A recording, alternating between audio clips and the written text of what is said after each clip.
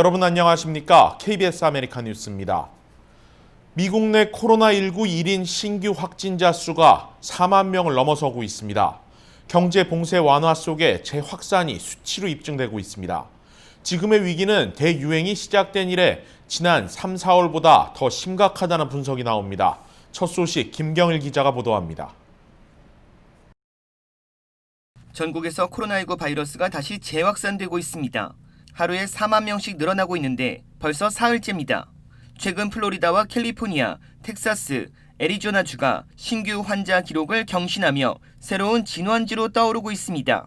플로리다주는 하루 최대 9,500여 명의 신규 환자가 나온 데 이어 어제는 8,530명의 환자가 추가됐습니다. 론 디센티스 플로리다 주지사는 마이애미 일대에서 대부분의 신규 환자가 나왔고 젊은 층의 파티와 사회적 거리 두기를 무시한 모임을 원인으로 보고 있습니다. Russ, the last 10 days probably, it's been between like 33 and 36 for the median age. Half the cases are in their early 30s or below. 캘리포니아주는 어제 신규 확진자가 5,240여 명 늘어났습니다. 누적 확진자는 21만 6천여 명으로 뉴욕주에 이어 두 번째로 많습니다. 전문가들은 뉴욕주의 경우 하루 700여 명이 증가하고 있지만 캘리포니아주의 확산 속도가 지속되면 한 달 후 캘리포니아주가 가장 많은 확진자를 나타낼 수 있다고 경고했습니다. 텍사스주는 어제 4,330여 명이 늘어났고 애리조나주도 3,857명 증가했습니다. 텍사스와 애리조나주는 코로나19 검사소로 사람들이 몰리면서 몇 시간씩 기다려야 하는 상황이 벌어지고 있습니다. 이 밖에 조지아주가 하루 2,225명 증가했고 사우스와 노스캐롤라이나주는 1,000명 이상의 신규 확진자가 추가됐습니다. 전국의 누적 확진자 수는 260만 명을 넘어섰고 12만 8천여 명이 숨졌습니다. 워싱턴대 의과대학은 오는 10월 1일까지 전국의 코로나19 사망자는 약 18만 명에 달할 수 있다고 예측했습니다. KBS 뉴스 김경일입니다. 기하급수적으로 늘어나는 확진자 수로 인해 경제 재개 정책에도 결국 제동이 걸렸습니다. 우선 술집 영업이 전면 중단됐는데 향후 영업에 제약을 받는 업종들은 더 늘어날 것이라는 전망입니다. 이유수 기자입니다. 캘리포니아주의 코로나19 확진자가 급증하며 경제활동에 또다시 제동이 걸렸습니다. 개빈 뉴섬 주지사는 어제 LA 카운티를 비롯한 7개 카운티의 술집과 나이트클럽의 운영을 중단하라는 긴급 명령을 발표했습니다.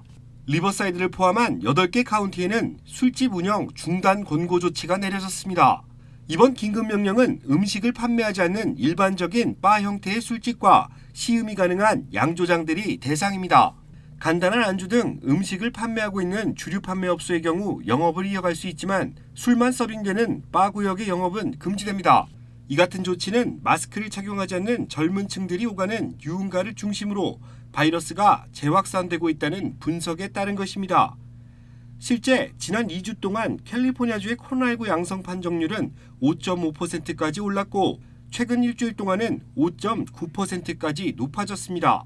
술집 등 3단계 경제 완화 조치가 내려진 뒤 18세부터 49세 사이의 환자가 급증한 것인데 LA 카운티의 경우 해당 연령대 환자가 전체 환자의 40% 수준까지 높아졌습니다. 이번 조치는 3단계 경제 완화 정책이 다시 2단계 수준으로 거슬러 올라간 것으로 볼 수 있습니다. 상황에 따라 영업에 제약을 받는 업종은 더 늘어날 수 있다는 전망입니다. 사회적 거리두기와 마스크 착용 등 기본적인 안전수칙이 지켜지지 않을 경우 조만간 식당 내에서 진행되고 있는 식사도 다시 제약을 받을 수 있습니다. 미용실과 네일케어 등 대면 접촉이 잦은 업종에 대한 추가 영업 제재 역시 조만간 내려질 것으로 보입니다. 개빈 뉴섬 주지사는 현재와 같은 감염자 증가세가 이어질 경우 얼마든지 자택 격리 명령은 재차 발효될 수 있다고 경고하고 있습니다. LA시 역시 이 같은 확산세가 이어질 경우 필수 업종을 제외한 모든 업종에 대한 가동을 중단시킬 것을 검토하고 있습니다. KBS 뉴스 이우수입니다. LA 한인타운을 중심으로 코로나 확진자가 계속 나오고 있습니다. 타운이 결코 안전지역이 아닌 만큼 각별한 주의가 필요한 상황입니다. 어제 코트라 LA 건물 내에서 코로나 확진자가 발생했습니다. 확진자는 코트라 건물에 입주해 있는 가스안전공사 현지 채용 여직원으로 알려졌으며 사흘 전 인후통 증상을 보여 병원에서 검진을 받은 결과 코로나 양성 판정을 받은 것으로 알려졌습니다. 해당 사무실은 안전을 위해 2주 동안 폐쇄되고 건물 전체를 대상으로 방역 작업이 실시됐습니다. 한편 한인타운 윌셔가에 있는 유명 순두부 전문점에서도 근무하던 직원 1명이 코로나19 확진 판정을 받았습니다. 업체 측은 즉시 업소 전체의 방역 작업을 실시했고 전 직원이 코로나19 검사를 받기로 한 것으로 알려졌습니다. 현재 한인업소들 대다수가 영업을 재개한 상황에서 재확산 우려가 커지고 있습니다. 방역 전문가들은 보건국의 지침에 따라 정확한 방역 지침을 이행하고 직원들의 안전 보호에 신경 써줄 것을 당부하고 있습니다. 코로나 감염자의 증상을 완화시키는 데 효과적인 것으로 알려진 렘데시비르 치료제의 가격이 공개됐습니다. 1인당 3,120달러, 한국 돈으로 환산하면 370만 원이 넘는 고가입니다. 이채은 기자가 보도합니다. 코로나19 치료에 효과가 있는 것으로 알려진 렘데시비르의 가격이 공개됐습니다. 제약사 길리어드 사이언스는 일반적인 치료를 받을 코로나 환자 1명에게 투여할 렘데시비르의 가격은 총 3,120달러가 될 예정이라고 밝혔습니다. 약물의 가격은 환자가 가입한 보험의 종류에 따라 달라집니다. 1회 복용량의 가격은 공공건강보험 가입자는 380달러, 민간보험 가입자의 경우 520달러로 책정됐습니다. 코로나19 치료에 최소 5일 정도가 걸린다는 가정에 따라 공공과 민간보험 가입자는 각각 총 2,000과 3,000달러 이상을 지불해야 합니다. 이는 임상경제평가연구소가 5월에 예측한 렘데시비르의 가격을 훌쩍 넘습니다. 하지만 길리어드사의 최고 경영자인 데니얼 오데이는 실제 가치보다 훨씬 낮은 가격에 매겨졌다며 렘데시비르의 가격이 합당하다고 밝혔습니다. 백악관도 오늘 열린 브리핑에서 렘데시비르가 코로나19 치료에 효과가 있다고 언급했습니다. That we've identified 4 of them: dexamethasone, convalescent plasma, and remdesivir, and one other that they are working. Remdesivir in particular reduces hospital time by a third. 한편 길리어드사가 인도와 방글라데시에 위치한 여러 복제약 제약회사들과 손을 잡게 되며 3분의 1 수준의 저렴한 복제약을 출시할 가능성도 높아지고 있습니다. KBS 뉴스 이채은입니다. 전체 코로나19 감염 사망자의 43%는 장단기 요양원에서 생활하는 노인들인 것으로 드러났습니다. 제휴사 뉴욕 KBTV 이창원 기자가 보도합니다. 오늘 뉴욕타임스 보도에 따르면 코로나19 팬데믹 이후 전국 12,000여 곳의 장단기 요양시설 거주자와 직원 등 28만 2천여 명이 코로나19에 감염됐으며 이 중 5만 4천여 명이 사망했습니다. 미국 전체 코로나19 사망자의 43%를 차지하고 있는 것입니다. 뉴욕타임스에 따르면 뉴욕주에서는 509개 요양원에서 7,111명이 감염됐으며 전체 감염자의 90%인 6,432명이 사망했습니다. 이는 뉴욕주 전체 사망자의 21%를 차지하는 숫자입니다.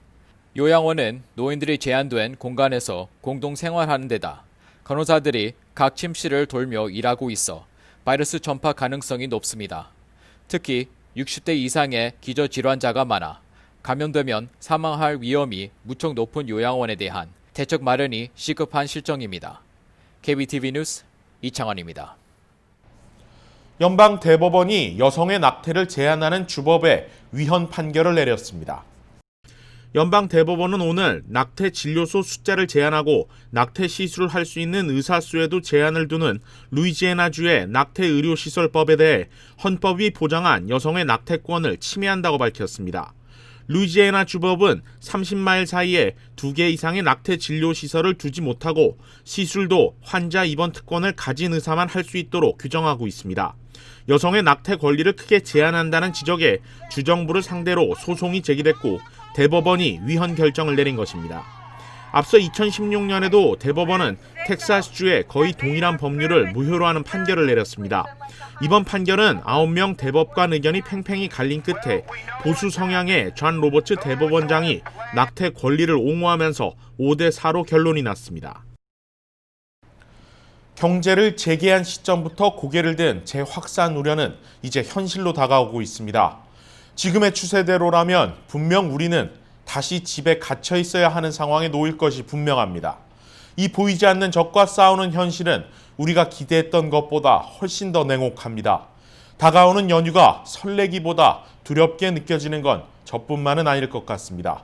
뉴스 마칩니다. 고맙습니다.